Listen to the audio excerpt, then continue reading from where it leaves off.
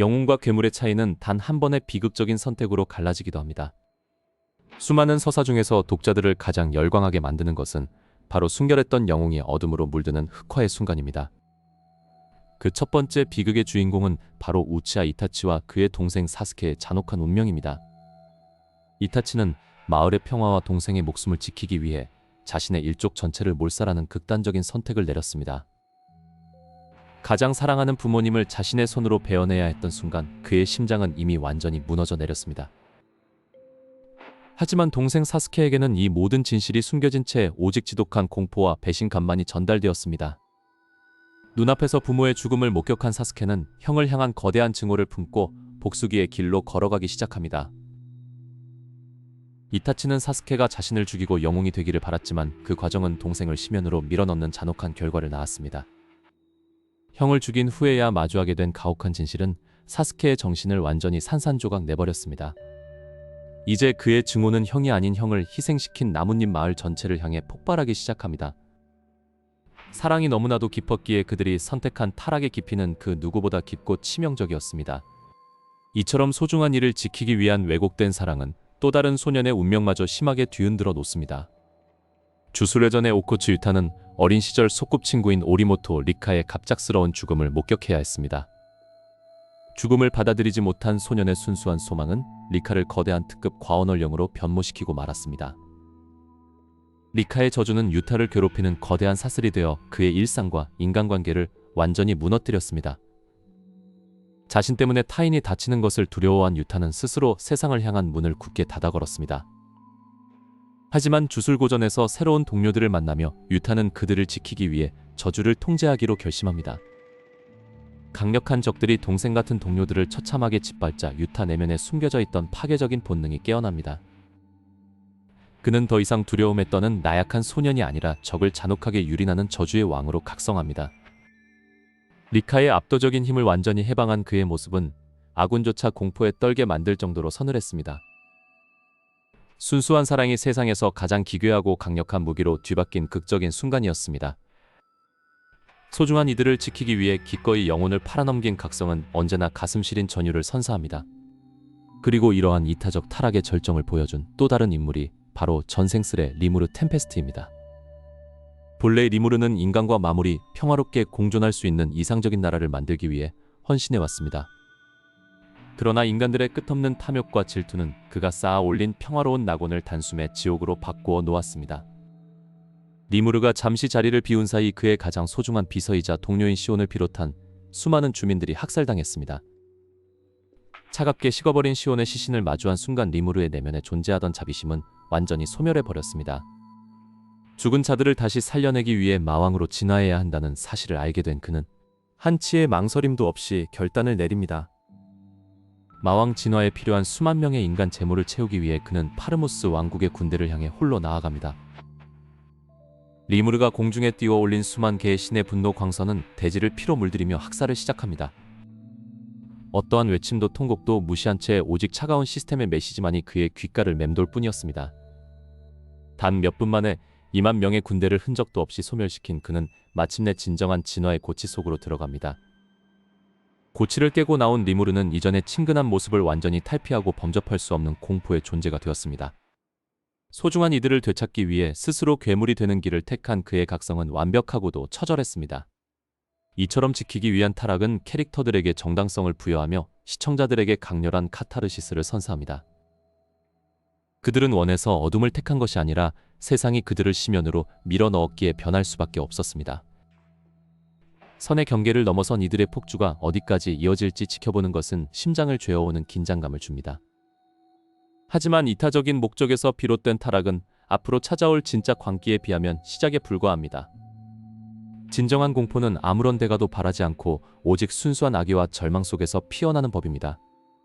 다음 장에서는 이성마저 완전히 잃어버린 채 오직 본능적인 분노로 세상을 파괴하기 시작한 자들의 폭주가 시작됩니다. 과연 스스로를 제어하지 못하고 심연 그 자체가 되어버린 괴물들의 서막은 어떤 파멸을 가져오게 될까요? 파멸의 서막을 여는 첫 번째 주인공은 바로 우리에게 가장 순수하게 다가왔던 소년인 곤 프릭스입니다. 곤은 언제나 동료를 위해 목숨을 바치던 밝고 긍정적인 에너지를 가진 헌터였습니다. 하지만 소중한 스승인 카이토의 참혹한 죽음은 소년의 정신을 송두리째 무너뜨리기 시작했습니다. 적이었던 네페르피트가 카이토를 되살릴 수 없다고 선언한 그 순간에 소년의 세계는 멈춰버렸습니다. 슬픔을 넘어선 거대한 증오가 곤의 마음속 깊은 곳에서 뿜어져 나오기 시작합니다. 곤은 자신의 모든 미래와 생명력을 강제로 끌어다 쓰는 극단적인 계약을 맺게 됩니다. 소년의 육체는 순식간에 수십 년의 수련을 거친 거대한 전신의 모습으로 강제 성장합니다. 이 무시무시한 힘은 오직 눈앞의 적을 처절하게 분쇄하기 위해서만 존재하는 괴물의 힘이었습니다. 자비 없는 타격이 몰아치며 방 안의 모든 생명체를 무자비하게 짓밟아 버렸습니다. 적을 완전히 소멸시킨 후 남은 것은 오직 스스로를 불태워버린 껍데기뿐이었습니다.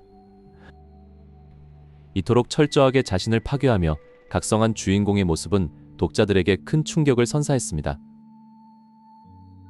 순수함이 오염되었을 때 얼마나 끔찍한 파괴력으로 변할 수 있는지를 보여주는 완벽한 서사였습니다.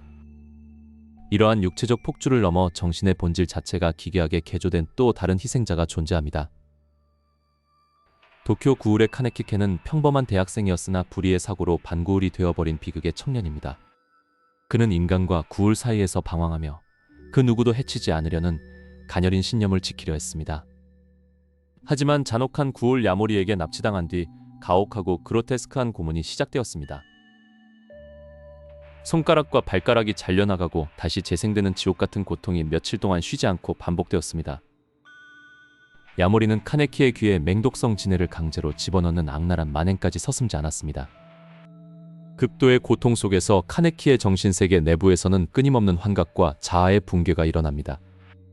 그는 약해 빠진 자신 때문에 주변의 소중한 사람들이 죽어나갔음을 강제로 깨닫게 됩니다.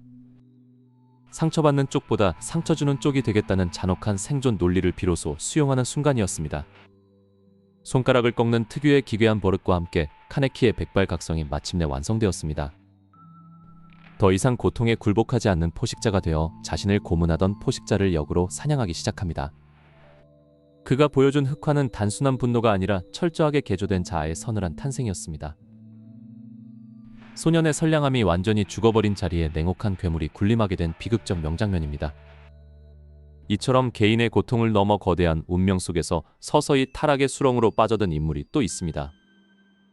도쿄 리벤저스의 마이키는 도쿄 만지회의 무적의 총장으로 불리며 모두의 우상이었습니다. 하지만 완벽해 보이던 그의 등 뒤에는 언제나 거대한 비극의 그림자가 무겁게 드리워져 있었습니다. 친형인 시니치로의 갑작스러운 죽음을 시작으로 소중한 동료들이 하나씩 그의 곁을 떠나갔습니다. 바지 케이스케의 희생과 여동생 에마의 참혹한 죽음은 마이키의 마지막 이성을 끊어버렸습니다. 마이키의 내면 깊은 곳에 잠재되어 있던 검은 충동이 완전히 표면으로 고개를 들기 시작했습니다. 이 어두운 충동은 주변의 모든 것을 파괴하고 자신마저 파멸로 몰고 가는 잔혹한 정신적 질병이었습니다. 이성을 잃은 마이키는 적들을 자비 없이 폭행하며 그 어떤 감정도 느끼지 못하는 기계가 되었습니다. 미래의 시간선에서 그는 결국 완전한 범죄 조직의 거두가 되어 어둠의 정점에 군림합니다. 자신을 구원해 주길 바라면서도 스스로 파멸을 선택하는 그의 모습은 깊은 울림을 주었습니다. 마이키의 타락은 지킬 존재를 모두 잃어버린 영웅이 어떻게 괴물로 변모하는지 증명합니다. 소년들의 폭주와 타락은 작품의 분위기를 순식간에 반전시키는 강력한 장치로 작동해왔습니다. 이들은 구원받지 못한 절망이 낳은 가장 매력적이면서도 두려운 존재들로 기억되고 있습니다. 하지만 타락의 심연은 여기서 끝이 아니며 더 지독한 복수극과 태생적 악이 우리를 기다립니다. 과연 오직 피로 물든 복수만을 위해 스스로 인간성을 내던진 괴물들은 어떤 비극을 더 보여주게 될까요? 인간성을 내던진 괴물들의 비극적인 종착지를 향해 우리의 시선은 이제 마지막 복수의 장으로 향합니다. 그 첫 번째 막을 여는 주인공은 바로 어머니의 죽음 이후 오직 복수만을 위해 살아가는 최애의 아이의 아쿠아입니다. 아쿠아의 흑화는 다른 캐릭터들처럼 외적인 폭주나 파괴적인 마법으로 표출되지 않는다는 점에서 매우 독특합니다. 그의 타락은 지극히 현실적이고 정교하며 연예계라는 거대한 무대 뒤에서 아주 은밀하게 진행됩니다. 눈동자 속에서 밝게 빛나던 별빛이 차가운 흑색으로 물들 때 관객들은 그가 느낀 절망의 깊이를 실감하게 됩니다. 아쿠아는 자신의 온 삶을 던져 친아버지를 파멸시키기 위한 완벽한 시나리오를 한 땀 한 땀 짜 나아갑니다. 이 냉혹하고 지능적인 복수극은 단순한 분노를 넘어선 지독한 집념이 무엇인지 똑똑히 보여줍니다. 반면 인간적 번민 없이 태생부터 절대적인 사악함을 고수하며 우리를 소름 돋게 만든 존재도 있습니다. 바로 이누야샤 세계관 역사상 가장 치밀하고 잔혹했던 대역의 나락입니다. 나락은 결코 전면에 나서서 무모한 싸움을 걸지 않는 극단적인 신중함을 보여주는 빌런입니다. 그는 타인의 약점과 감정을 조장하고 배신을 유도하여 스스로 파멸하게 만드는 재능을 지녔습니다. 수많은 분신들을 장기말처럼 부리며 자신은 깊은 장막 뒤로 숨는 그의 모습은 가히 공포 그 자체였습니다. 인간의 마음에서 자라난 시기와 질투를 먹고 자란 이 괴물은 결코 타협할 수 없는 순수한 악의 표본이었습니다. 이러한 철저한 악당들과 달리 평범하고 순수했던 소년이 겪은 통제불능의 각성은 더 큰 전율을 선사합니다. 모브 사이코 100의 주인공 카게야마 시게오 즉 모브의 내면은 언제나 시한폭탄과 같았습니다. 소중한 가족과 친구들이 위협받고 그의 감정 수치가 마침내 100%에 도달하는 순간 세상은 뒤집힙니다. 이성을 잃고 오직 순수한 초능력의 질량으로 주변을 분쇄하는 모브의 폭주는 경이로움을 넘어 공포심을 자아냅니다. 억눌렸던 슬픔과 분노가 한꺼번에 터져나오는 그의 각성은 강함보다 비극적 감정이 앞서는 명장면입니다. 하지만 진정한 세계관급 절망 속에서 온 우주를 부정해버린 가장 슬픈 타락이 여기 존재합니다. 나루토의 우치하 오비토는 사랑하는 린이 가슴이 뚫린 채 죽어가는 모습을 정면에서 목격하고 맙니다. 그 순간 소년의 순수했던 영혼은 산산조각 나고 만화 역사상 가장 잔혹한 나무술법의 폭주가 시작됩니다. 피비린내 나는 전장 한복판에서 피눈물을 흘리며 울부짖는 오비토의 모습은 지옥 그 자체였습니다. 이딴 세계는 지옥이다라며 현실을 통째로 부정해버린 그의 선언은 구도자로서의 흑화를 완성합니다. 지금까지 우리가 살펴본 이 위대한 캐릭터들의 타락 서사에는 명확한 공통점들이 존재합니다. 그들의 흑화는 단순한 악행이 아니라 자신들이 믿어온 정의와 소중한 가치가 완전히 무너졌을 때 일어나는 방어기제입니다. 독자들이 이들에게 열광하는 이유는 그 타락의 과정에 너무나 인간적이고 깊은 공감대가 형성되기 때문입니다. 지킬 것이 없던 자들이 만드는 평화보다 모든 것을 잃은 자들이 뿜어내는 어둠이 훨씬 더 매혹적일 수밖에 없습니다.